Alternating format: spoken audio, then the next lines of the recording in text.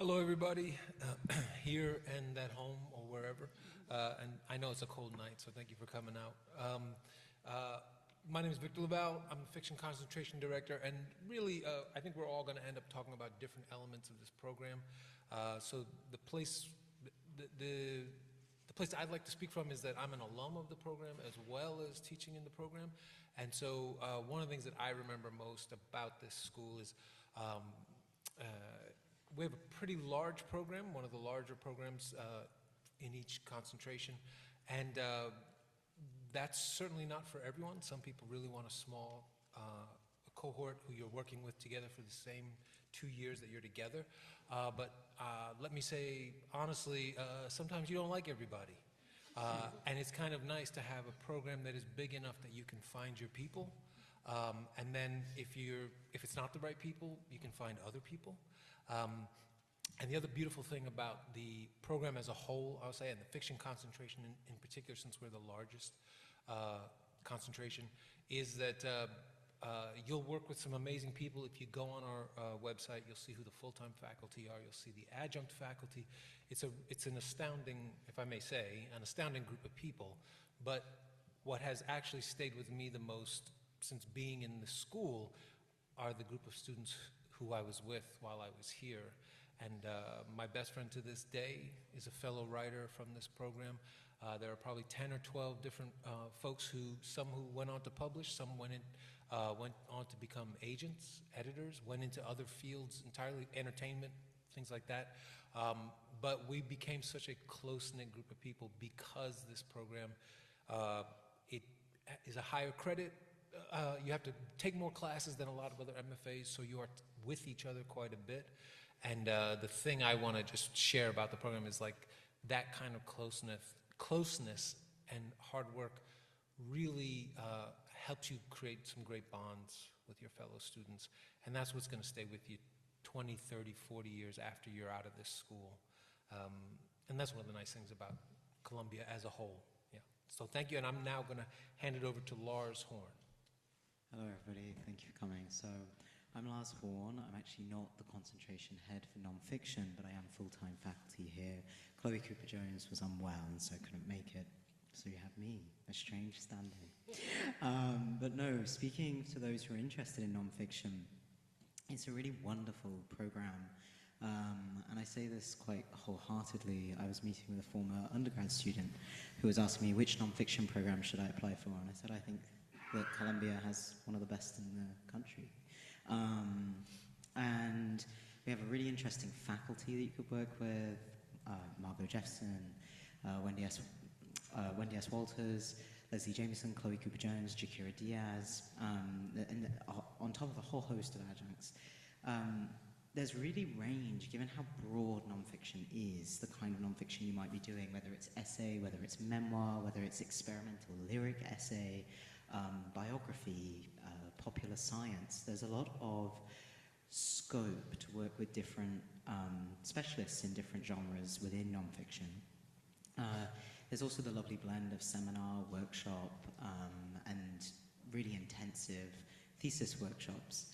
And we have, across all of the genres, brilliant lecture series and reading series. So we have the nonfiction dialogues, but we also have a lot of different events and cultural events in poetry, in fiction, and I would even recommend, if you do decide to come to the program, looking at the Columbia School of the Arts as a whole. I once joked to a friend, I think I could go to events and eat my dinner at Columbia every single night in a different department. It's a vibrant program, and you'll be in the heart of New York City, which I think is no small matter in terms of the kind of literary cultural hub that offers. So I'll stop there, but if you have any particular questions, I'd be thrilled to answer them. Thank you. Hi, I'm Dottie Lasky, and I'm the current concentration head for poetry.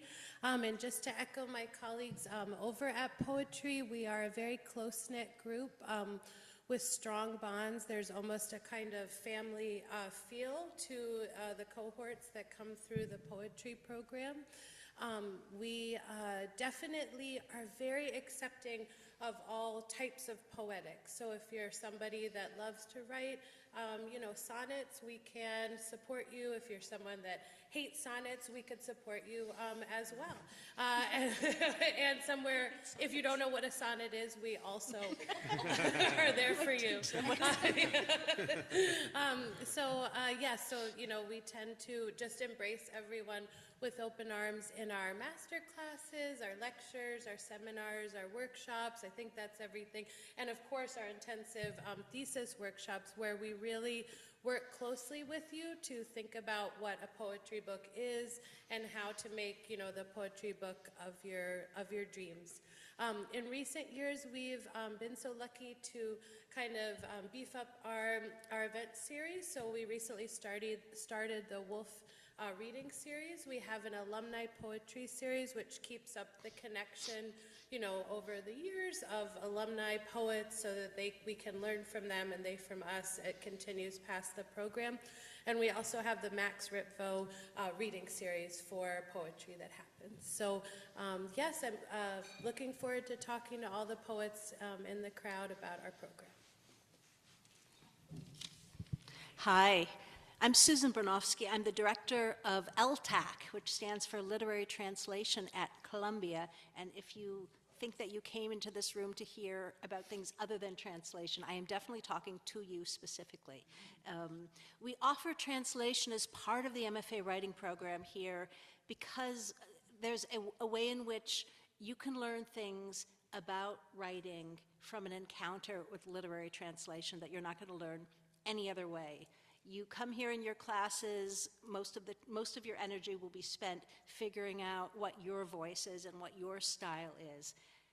Taking a class in literary translation is a way to abstract from that and think about things like, what is style? What is voice? How are these things created? How can I write like this other writer who writes in another language in a way that represents their work in English? It makes you look at the mechanics of writing in a very detailed way, and it is a wonderful way to hone your craft. And so we offer translation workshops and seminars to all students in the program, regardless of concentration, and very much encourage you to try one.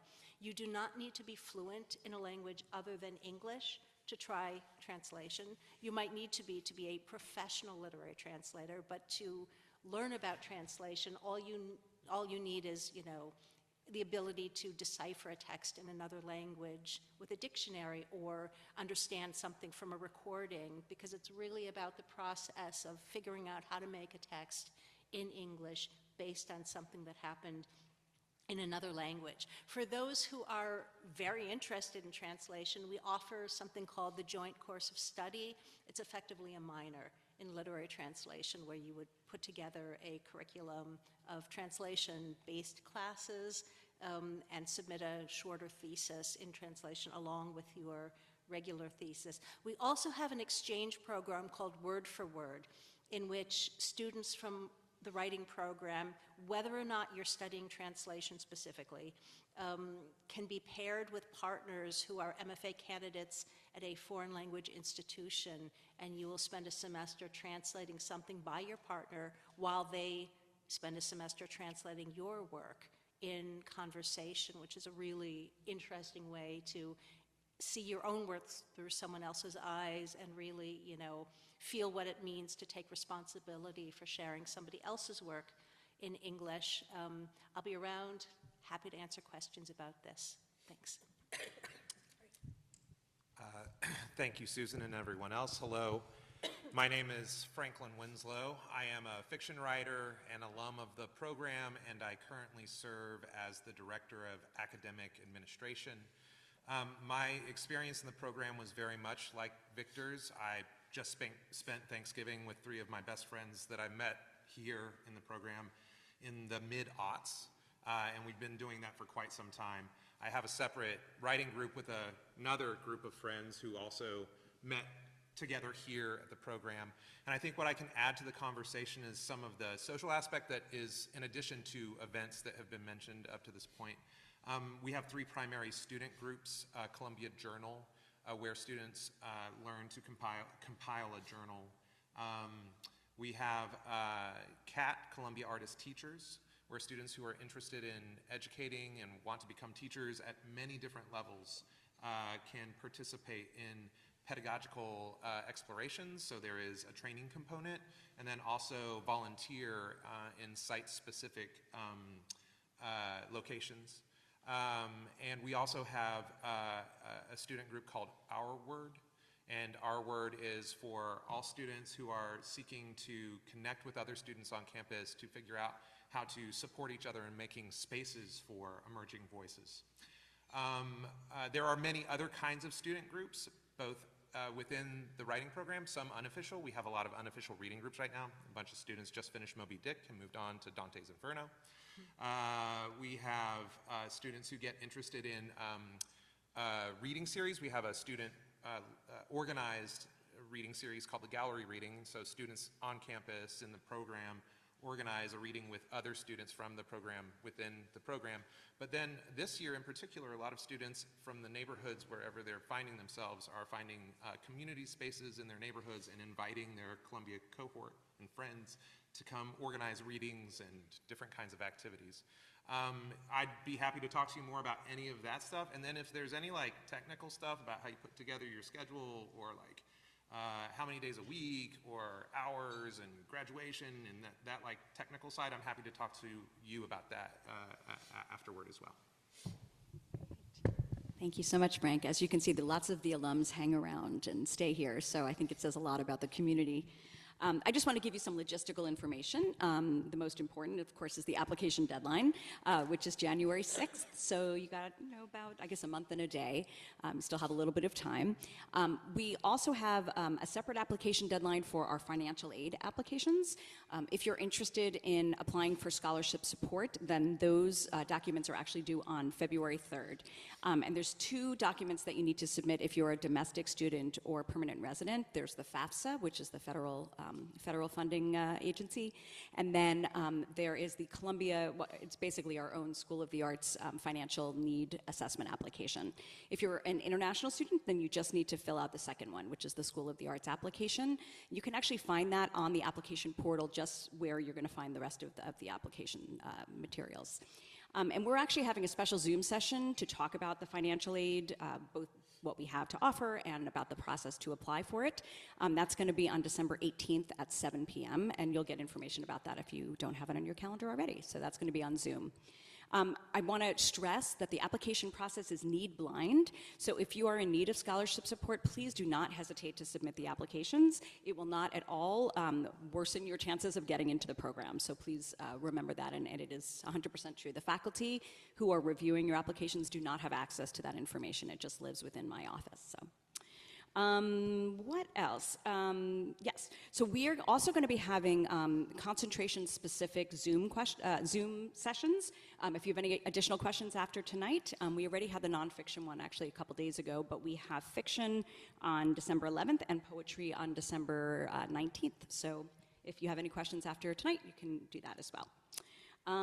That's it. We're going to, I guess, open it up for Q&A. Those of you who are on Zoom, feel free to put any questions in the chat. I actually have it open here, so I can read those. Yeah, those of you in the room, please feel free to raise your hand, and we'll get a microphone over to you. Thanks.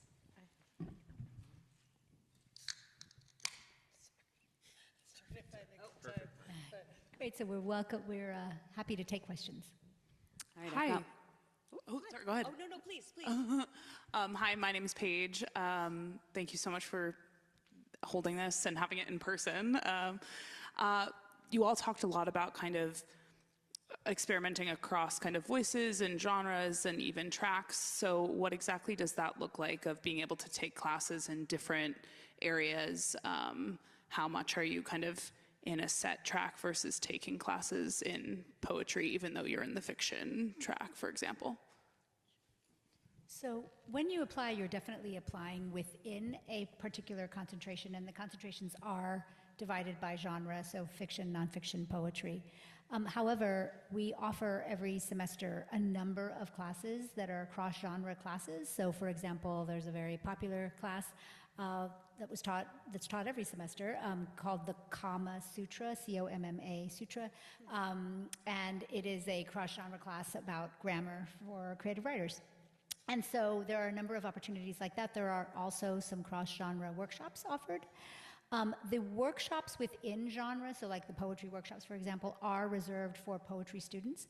However, we also have workshops that are often taught that are like poetry for a fiction writer, poetry for prose writers, or something like that.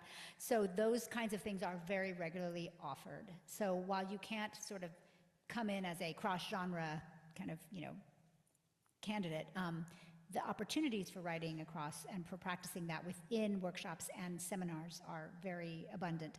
And seminars themselves are often, sometimes they're very genre specific, but many seminars are not. So yeah, I don't know if anybody wants to add. My workshops are genre specific, but my seminar I actually have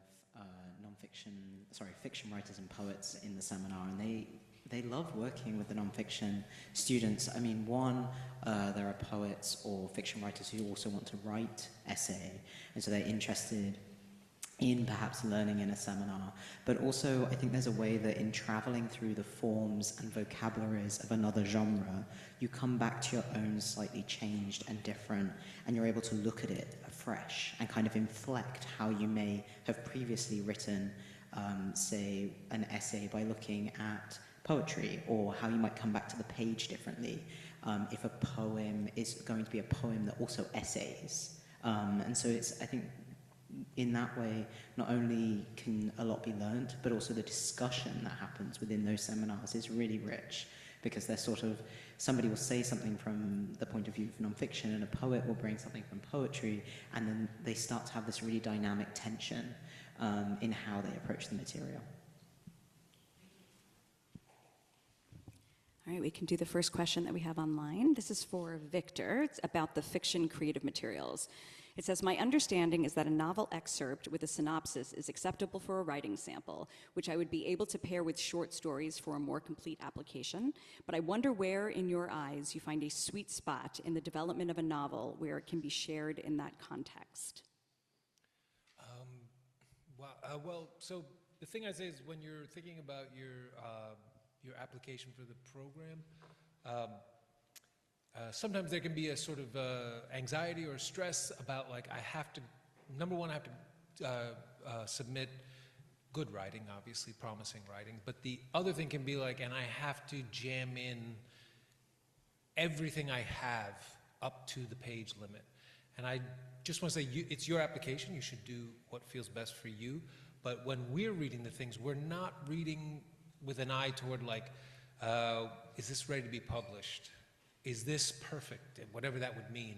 Instead, when we're reading the applications, what we're reading for is promise, is voice, is for a particular point of view, a degree of originality, whatever it might be. We're never reading it like this person would be admitted and become a faculty member the next day.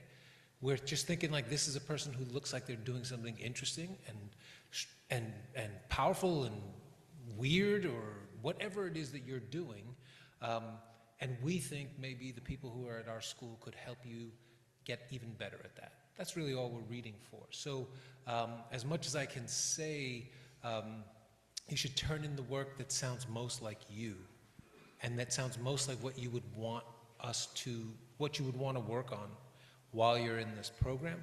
So so it's all to say, like, I wouldn't put that much stress on, like, what's the right time to put in my novel or all the rest. I would say instead, it's just like the thing that you would want to give to someone to say, if you want to understand who I am, what I'm doing right now, this is me, right? And if we read it and we understand the beauty of it, and we ask you to come to our school, then that means it was a good connection. And if we read it and we don't ask you to come to the school, then we missed out. And you should think of it that way. So that would be my answer. All right, we'll take another online question then. Can you speak to how the program prepares students for publication, including finding agents and navigating that industry? Yes. The briefest way of thinking about that is annually we organize a agents mixer, typically held in February. We invite all of our alums from the program to that event in perpetuity. Generally, like I said, February, low library, 60 to 80 agents, and alums, published and unpublished, are welcome to come back and pitch their current work, whatever that might be, to the group of agents who have decided to come and involve themselves in that event. And I will not continue to tell you all the other places that agents and editors and industry folk pop up in our classrooms and in our hallways, but I will leave that open to our faculty, who do invite many of these really amazing people to campus.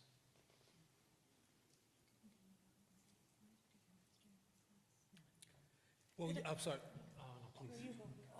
No, I was just going to say that we had Amy Lloyd who taught an editing and agenting master class fairly regularly. Certainly in my workshop and other classes, we'll have agents or editors either come join the class to talk with our students, or virtually come talk to our students. I will say, like, during the classes themselves, like say in the workshops, the conversation is not about how to make this publishable. The conversation is about how to make it the best version of what it is.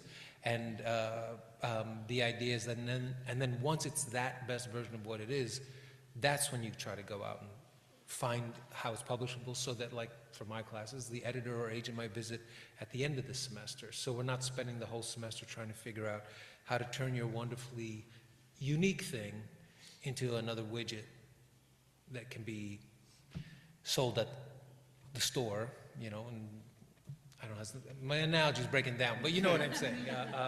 The art comes first, but then we also talk about the career side of things, the business side of things, but we try to make it so that the two live separately, related but not conjoined.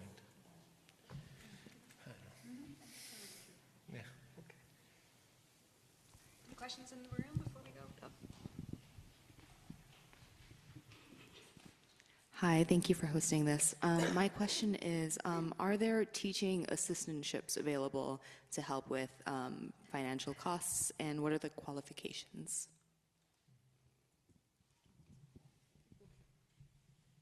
So yes, we do have some teaching assistantships available that are allocated, when students are, when they're accepted, and we do allocate them.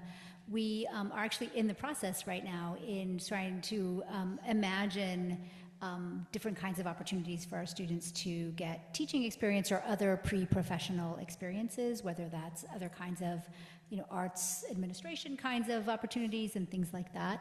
And those while we're always searching for more funding availability to fund our students in this way, that is something that we are working on and that we do have already in place. Yeah, I mean, we wish we had more, always, but it is something that is important to us. And I think that for students who are interested in pedagogy, we have the program, and Dottie can speak to this more directly, called Columbia Artists as Teachers, and I'll let Dottie, if she wants to, speak to that.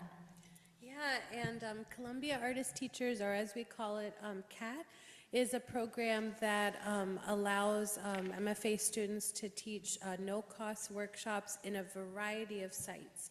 Some of them are schools, some of them are living centers. There's just a wide range of places, and if you look at the website, you can see some of our current sites. And through CAT, we do have, administrative positions where people are kind of organizing, and those are paid positions, like organizing how people are partnered with sites and thinking about pedagogy and mentoring, the other students. And so that there is a kind of robust teaching community through CAT. And if we're speaking about employment more generally outside of teaching assistantships, there are several employment opportunities available on campus through Columbia University, at School of the Arts for first-year students, and within the writing program in particular for second-year students, we hire about 45 students in different capacities. There are paid positions at the Journal, there are paid positions at all of the student groups at CAT and at Harvard.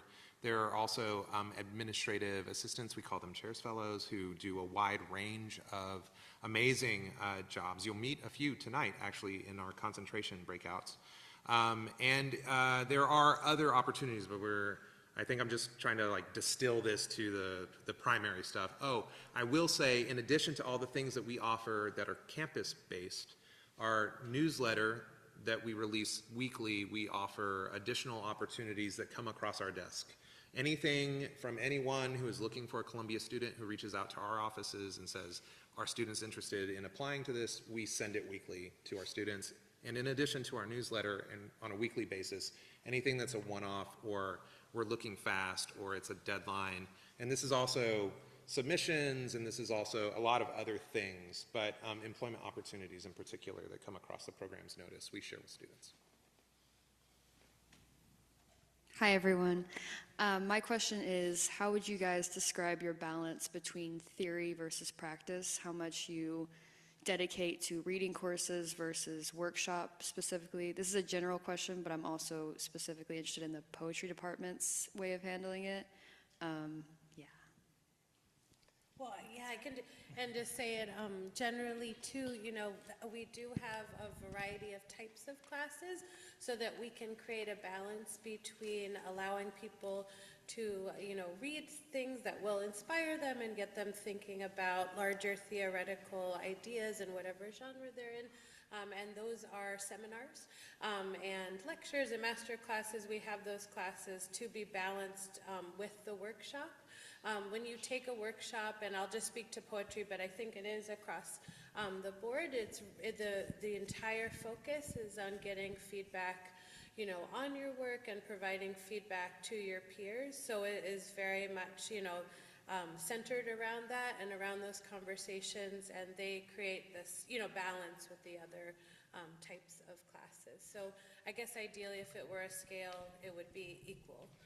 It's probably not equal for every student every semester, but our hope is that overall there would be kind of, you know, perfect balance between the two. Yeah.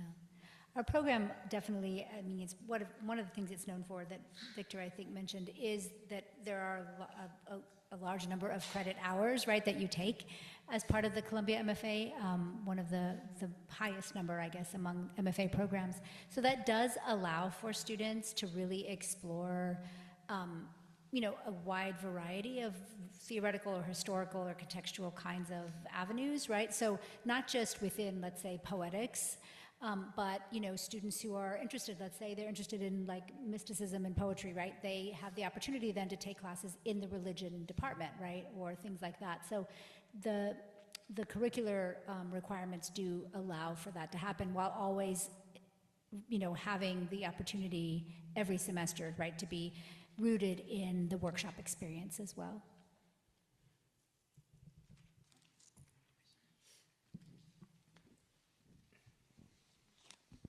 Hi, I'm Allie. I had a question about the personal statement in the application in general. Is former work experience something you are evaluating or thinking about if it's connected to the creative process, or is that something, because I know I don't see it in the little blurb, something that's not really what you're focused on in the application? Can I ask, excuse me, just a follow-up, do you mean like that something from one's past work experience would be germane to like screenwriting or previous fiction writing experience? I think the personal statement, at least if I can speak for when I'm reading for fiction, is more just like it can be what brought you to this point, or you're applying for the thing. It could be I did this other thing, and here's why it made me want to come to this program and work on fiction now. It's really whatever path you might take that.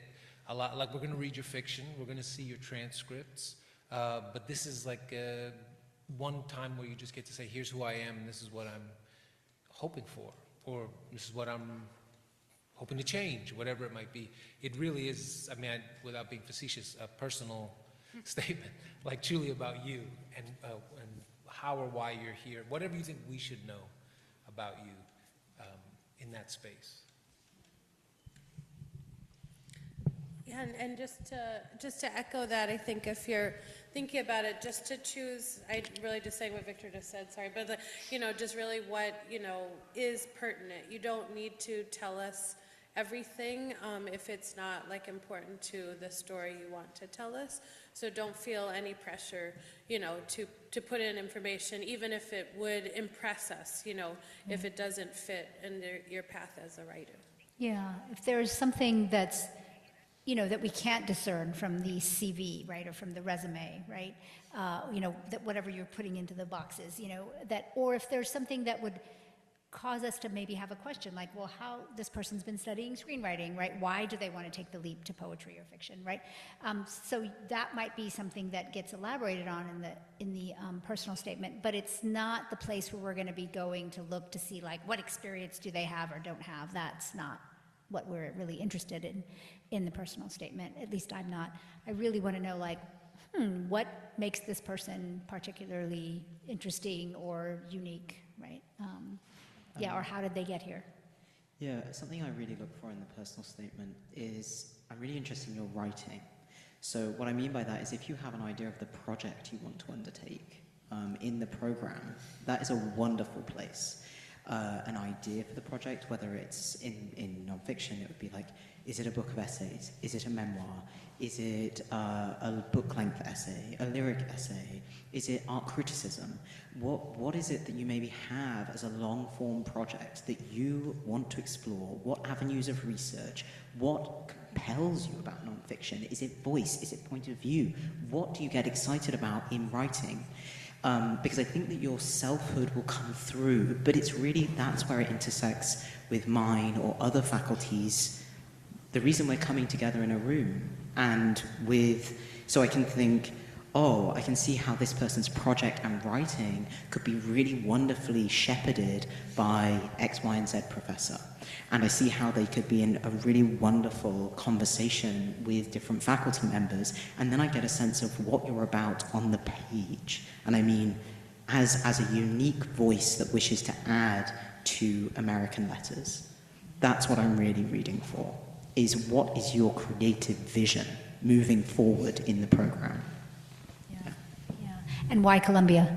Like what about the particular faculty, right? Or particular kinds of things that you've seen maybe even alums produce, right? And, say like, oh my goodness, I read, Diana Coy-Wynn's, Ghost of, and that book really, did X and Y and Z to me, and I know that she was an alum of this program, right? So it shows us that you have a real sense of, the possibilities for you at a place like this.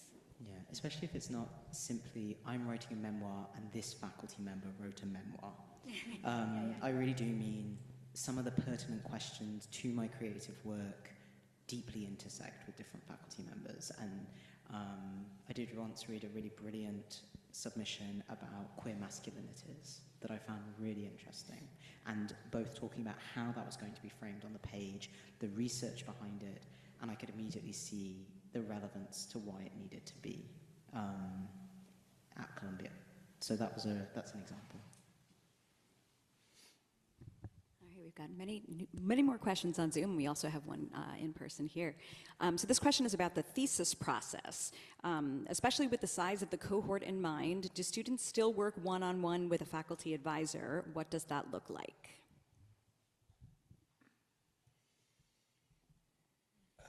Well, I would say speaking for fiction, but I think maybe it's for everyone, is the term thesis is not the same as it is in like PhD programs or anything like that. Your thesis is just your final manuscript, right? And so you're working on, in theory, maybe for this whole 2 years, you're working on your thesis.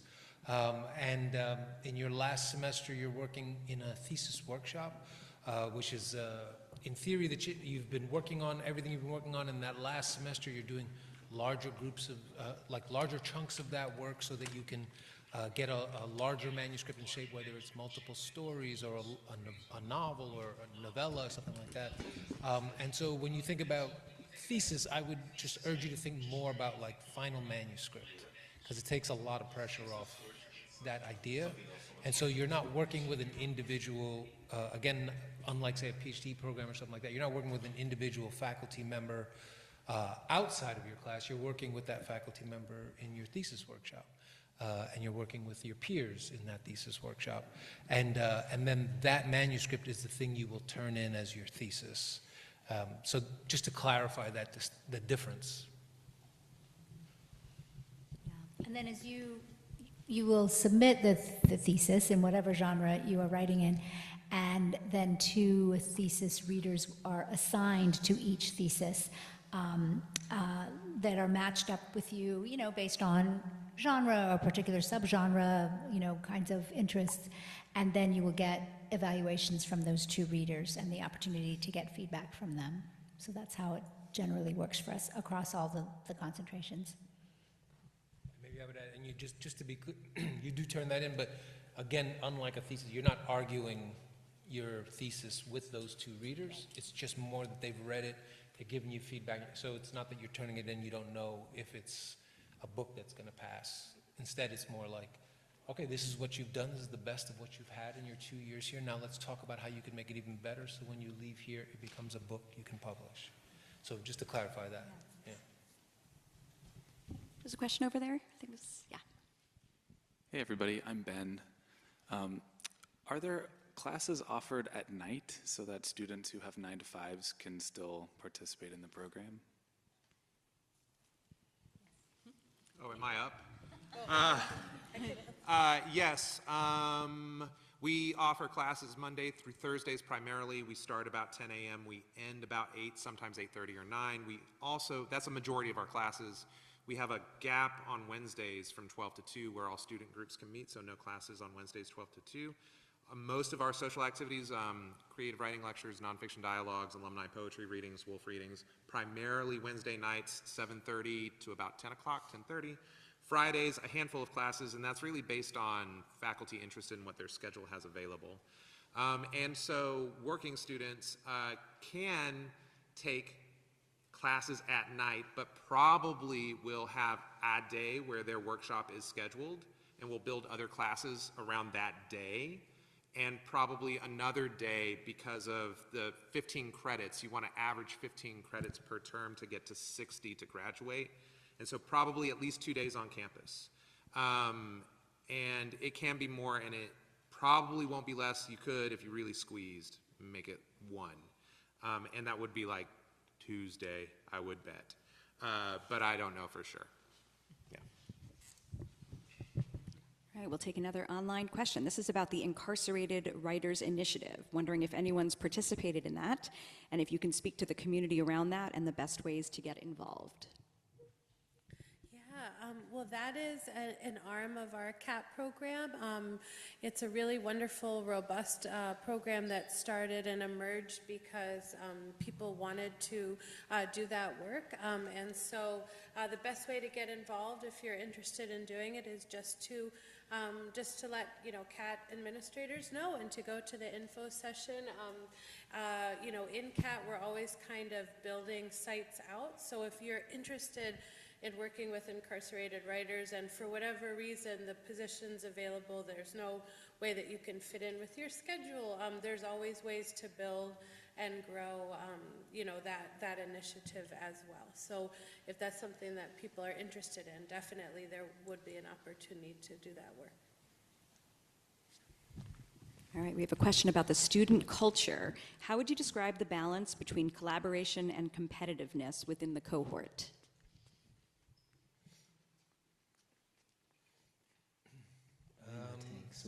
No.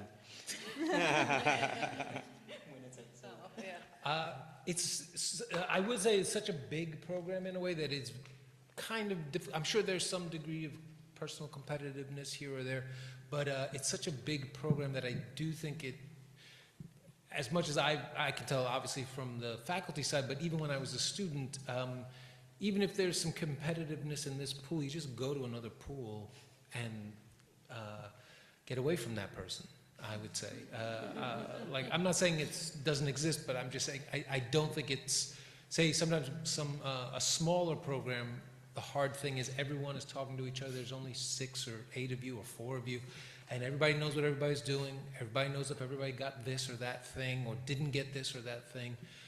Whereas in our program, I'm sure some things get around, but I think there's a little more room for you to be able to be just doing the thing you want to do. And for the most part, I also find people actually really want you to do well, because it's pretty rare anybody is doing exactly the same thing as someone else. I just had lunch on Wednesday with one of our students who's working on her thesis. She's finished her coursework, and she was saying, she's a poet, and she was saying to me that she regularly, outside of class now, gets together with several of her classmates or former classmates in the concentration, and they, on their own, are offering each other kind of thesis, workshop kind of opportunity, feedback for one another. And I think, I think this is not an unusual kind of thing that happens among the students, right? So these are students in the poetry concentration, and I think she really felt, even though she was here during a time in which it was quite a tumultuous time to have been on campus the last couple of years, for her, the writing program students that she kind of was able to bond with really provided an anchor. And so I think that that's something that's I hear again and again, and Victor is of course testament to that as well, so that there are opportunities for real connection, and again, you can hate half the people and there's still a ton of people to have a party with, right? So, because it's a sizable program. I'll add that I think you are much more likely to find people that you like and have idiosyncratic interests that you share than you are to find a bunch of people that you sizzle with and don't want to be around, so. And I think that people in the program are just too busy to be competitive with each other for very long. Even if they might have that thought, they just got too much going on and too many things in their mind that they want to do, and big projects that it just can't really fester and foster in the way it might in a smaller program. Questions in the room, or should we go back to Zoom? Hi. I had a question about the literary translation. I was curious how the joint course of study works and how the literary translation aspect interacts with the primary genre the student's working with. Mm-hmm. So in the translation workshops, all of the workshops are multi-genre and multi-language. So there are people in the room translating from lots of different languages, lots of different genres. It's also a place where you can do cross-genre work. You can be a nonfiction student who's translating poetry and working in poetry that way. The joint course of study, if you want to do the whole thing, it involves the equivalent of taking 5 classes over the course of your 2 years. It winds up being a quarter of the coursework. Although if you take master classes, which are 4 to 6 week classes that are offered in all the concentrations, 2 of those count as a semester class for that. There was another part of your question that I forgot. I was just curious, how it interacts with the students' course load and work in their primary genre. Yeah. So in general, the literary translation workshops are not quite as time-consuming as your in-genre workshop. It's also fewer credits. So your in-genre workshop would count as 6 credits or 9 credits for the thesis workshop, and the translation workshops are 3 credits, which are the same as a seminar, and it's similar in work to a seminar. Most of the seminars you might be reading a book a week or a bunch of poems, or, having reading assignments every week. And for a translation workshop, most of your reading assignment would be your fellow students' translations for that week that would be discussed in class. So work-wise, it fits in pretty easily. All right, we have a question about how the program or post-program experience is different for international students. Do international students generally have the same outcomes, particularly after graduation?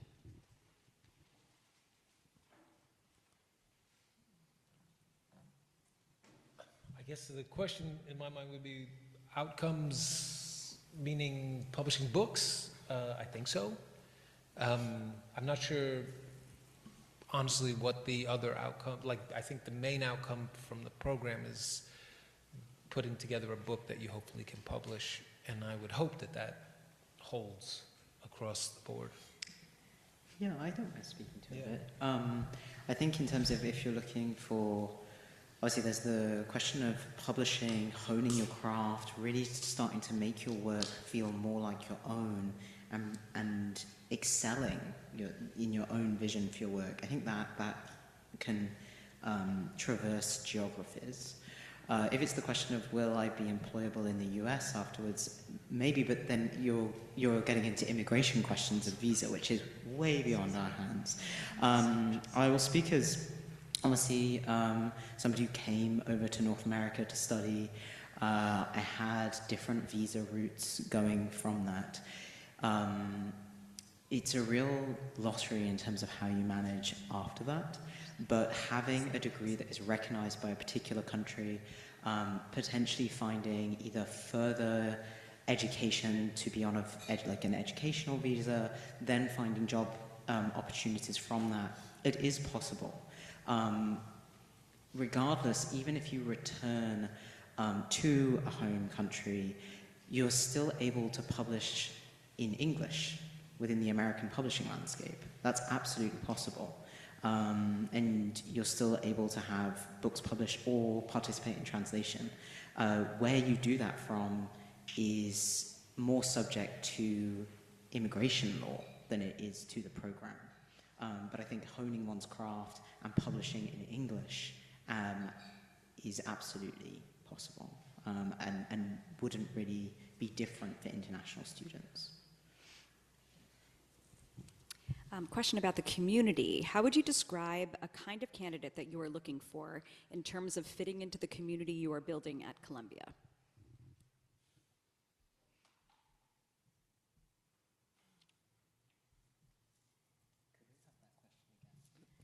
Yeah, I mean, it says you've specified a strong community aspect. How would you describe a kind of candidate that you are looking for in terms of fitting into the community you are building at Columbia? I think there's just an infinite variety of what that would be, but I think the shared sort of trait of all of those people is just curiosity and just respect for the practice of writing. I think as long as a person has that, then they will fit into the larger community and then be able to have smaller communities either within their genre or their interests or things they're doing. But that's how I would characterize all of our students, as being very curious and ready to respect the work that they're doing and the gravity of it. Mm-hmm. Yeah, absolutely. And I think, it goes without saying in many ways, but being able to also live in a major metropolitan area and manage, the challenges of living in New York City, like someone who has that kind of resiliency and emotional maturity to manage, city life at this scale while they're pursuing graduate school. I think, you don't always get a sense of that necessarily in a writing sample, although I think that often that sense of, again, resiliency and maturity can certainly come through. Well, I also think that there's a core component of this that we're not building. Everyone who's coming is committing to themselves and to their work, so they all have that in common. And we don't build that, we help students build on that for themselves and with each other. And so everyone who's there is building the community. And you will also if you decide to come here. Anything in the room, or should we go to Zoom again? All right. In your respective crafts, what tends to be the biggest roadblock for students as they sharpen their creative process? In literary translation, the first thing that happens when a writer who's never translated before tries translating is that they forget how to write. And the process of rediscovering how to be a writer while also representing the other work is a big challenge that comes up again and again, and is solvable.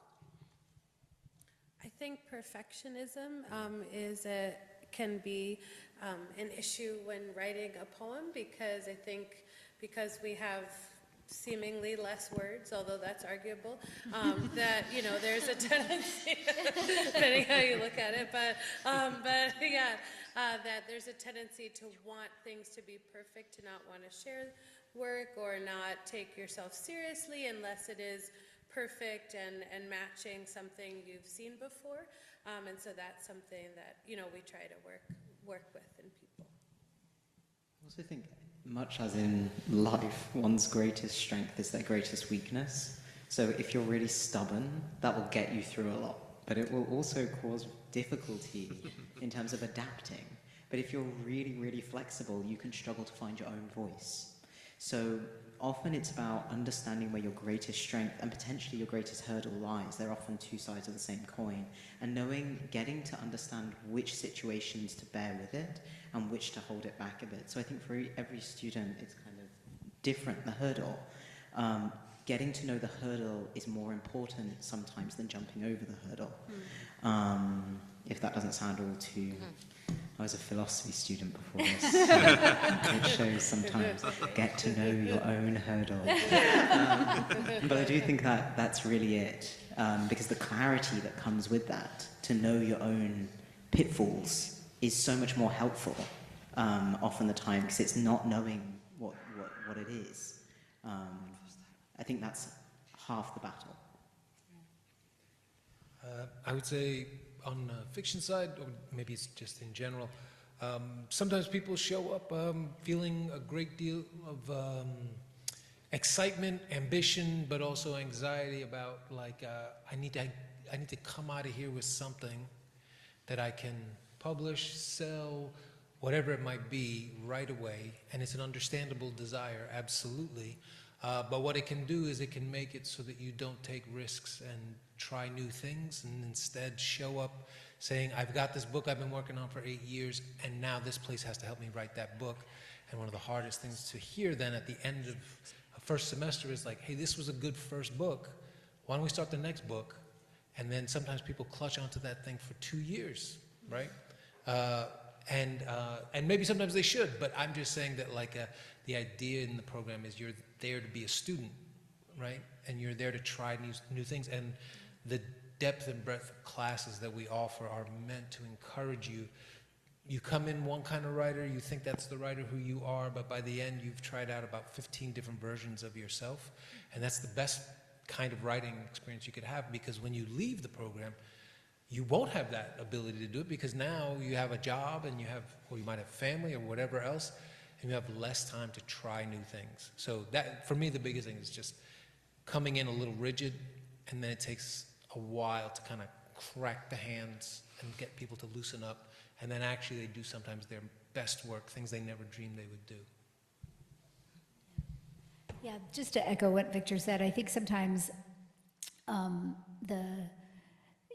because of the professionalization of our field in the course of our lifetime, I think really, there can, and especially how, the 30 under 30 lists, right, that just proliferate and destroy everyone's, everything.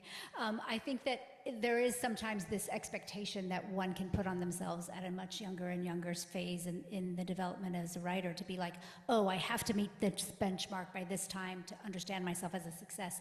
And it can really get in the way of the actual writing, because of course, as we know, the writing is never linear. I mean, no path is. And so I think really trying to do whatever you can in grad school, wherever you end up, to really take that time that is given to you in the workshop space, which is really always only ultimately about the writing.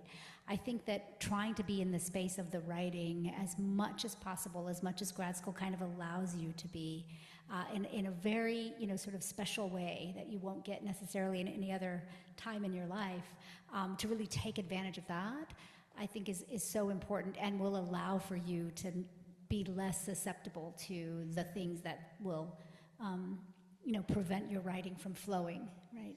And I think a lot of that expectation around benchmark by a certain age can really stifle writers. All right, we'll do another question here. Maybe another 2 questions, and then we'll split up into concentrations. Okay, so we've had a couple questions about the response essay. This one's specific to poetry, but we had someone asking about fiction as well. For the response to a work, should I respond to a specific poem or a chapbook or a poetry collection? And for the nature of the essay, do you prefer creative prose or more critical academic work? So I think just maybe talk about the response essay in general. Yeah, I'll address poetry and then, yeah. Yeah, definitely for the poetry, and this may be true across the board. Generally speaking, it is a response to a book of poems. That's more often what we see. It's not to say that you couldn't write one about a single poem, you couldn't maybe compare two poems, but in the length you have, it feels like the general mode that people feel very comfortable with is to talk about a book of poems, because that's the space that you have. But we are open to however you want to write that, as long as it makes us think and shows us, something about your voice and the way you're approaching poetry. And of course, it also shows us the sort of poetry that you like, which helps as kind of, a lens sometimes to read the creative manuscript. It doesn't necessarily have to be an academic tone. It doesn't have to be creative prose. Probably the best ones are somewhere in the middle of that, so that we can see. And I think that's why, especially, poetry, but it's true across the board, I'm sure, that is the space of the application where we're kind of making sure that you'll be okay in our classes. That you're going to be able to take graduate level seminars and other classes that we offer and be okay in them, that you can handle having like a sophisticated take on something. So anyway, yeah. I don't know if that's probably true for all the genres. Yeah.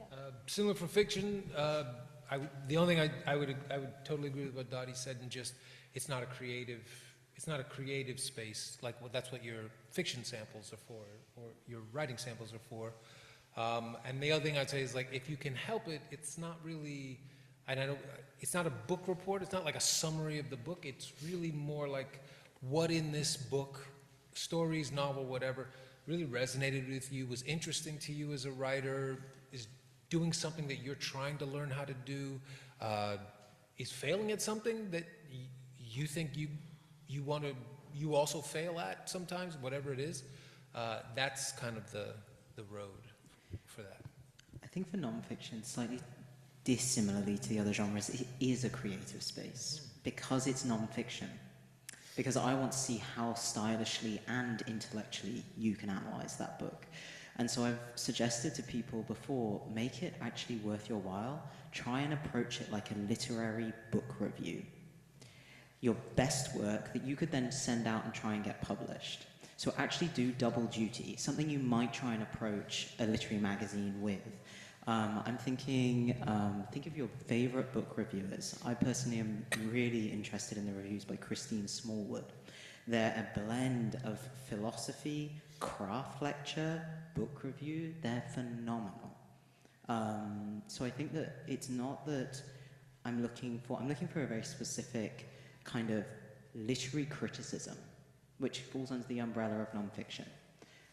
So in that case, when I see somebody really attend to that, I think that's really impressive, that there's the rigor, the style, and you can really bring voice into play. It can be slightly strange. So I think for nonfiction, it actually is, I see it as another part of the creative space, because our creative spaces are nonfiction. They're a little different, and even if you're not in the nonfiction genre, if you now think of it that way, like what would it look like if I was really approaching this with a view to, like, what if I tried to submit it somewhere? Sometimes that can be an incentive then to really want to write that book appreciation. I think this is really good advice, and I'm wondering if I can ask a follow-up question for everyone else.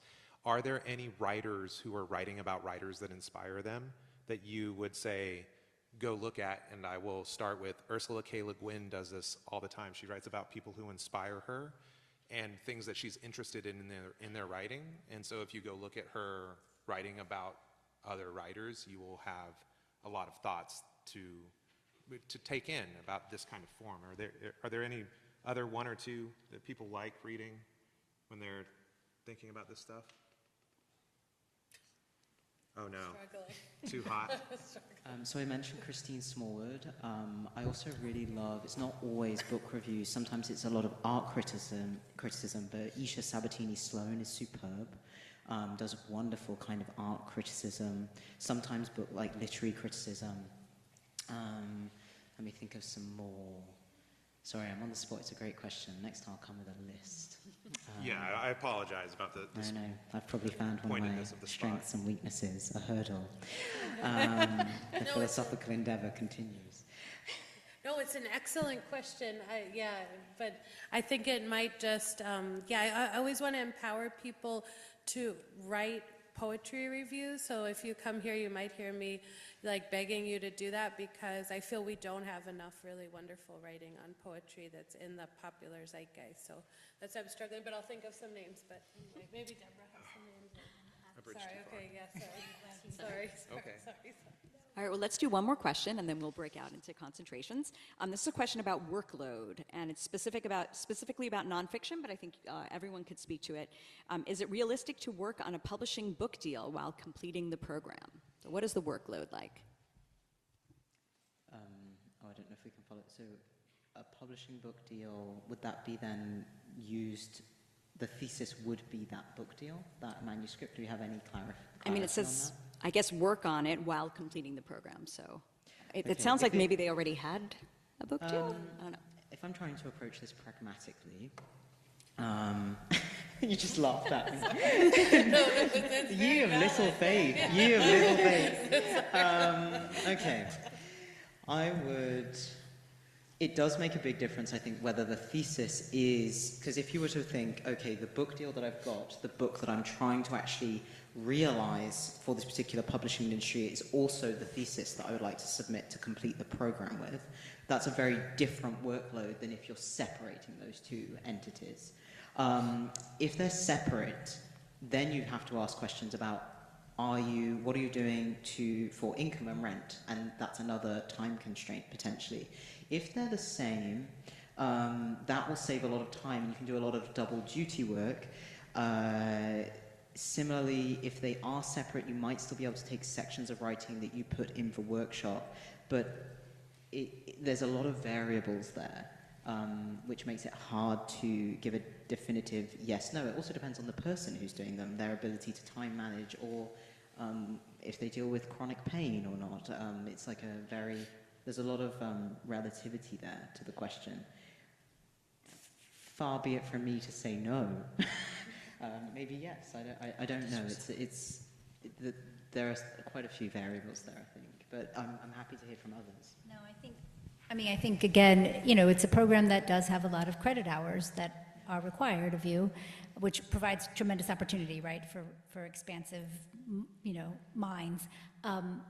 And you living in a major metropolitan area that is not a cheap place to live. So I think those factors have to be counted into how much time you might imagine you will have for all of the pursuits that you might want to pursue. That's what I would say. Maybe I would also add for the person, if the idea is that you've sold the book and then you want to use the book in workshop, my only concern there would be you have a vested interest in not changing that much because you've sold it. And so as a result, I feel like you'd be wasting your workshop time, honestly. Unless you sold it and you have an editor who doesn't edit. I guess in that sense, maybe it would be helpful. But if you sold a book and then you're trying to work on a new book, number one, it would be wonderful, congratulations. But I do think it would be a lot, if possible, how about, wait a year, publish your book, and then go to the program and then start a new thing. But I don't know.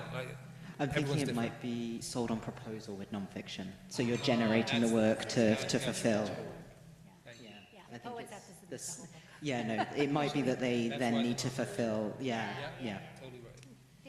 I thought of some answers to your question.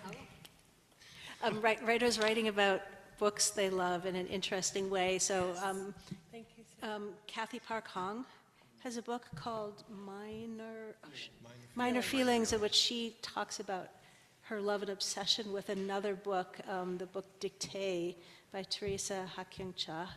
And then there's this book called This Little Art by Kate Briggs, in which she talks about translating Roland Barthes, but she's obsessed with a particular early translation of The Magic Mountain by Helen Tracy Lowe Porter, and she spends a lot of her book while talking about raising her kids and going to exercise class and getting her translation assignments done, but she writes in depth, and this is nonfiction, she writes in depth about how that book, what it means to her, and to me that's also a very beautiful model of a writer writing about loving another book and writer. I know you had a question, right?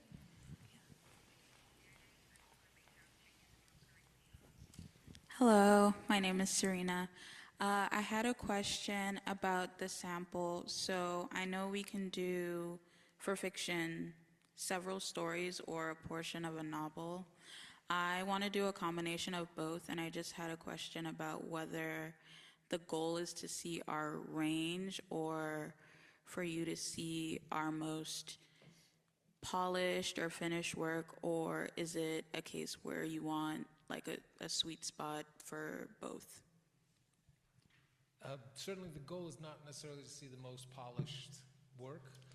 It's really to see the work that most represents you. So sometimes that might mean it's a little newer or weirder or something like that, but it is actually what you want to be doing. And so I would encourage you to put that in there. The nice thing is if you are ending up including different things, you could maybe kind of give us a little of both if you wanted. In general, I would say unless you write really short, like some folks write like flash fiction type things, in which case obviously you're going to give us a lot. It's also worth thinking about like, well then maybe I give you one thing that feels polished, one thing that feels a little more wild but really me, and I stop there, and even if it's not the full page count, those two things are probably, maybe three things are the most that most people are going to be able to hold in their head to really understand a person, a writer at that stage. So that the only thing I would say, like sometimes people are like, I know 25 pages, whatever the number is, I know we have that many pages, so I'm going to give you that many, including a story that stops halfway through. And I would say, don't put that. Just hit 20 good pages and leave us wanting more, as opposed to that extra 5. And as a reader, I kind of go, oh, where's the rest of it? Or where's this going from here, right? Like, so that would be the way I would suggest thinking about it for fiction. All right, I think we're done. Thank you all so much for coming in person, and those of you on Zoom. Those of you who are here in person, follow the faculty member, and we'll break out into concentrations, and there's plenty of food as well, so please help yourselves. Thanks so much.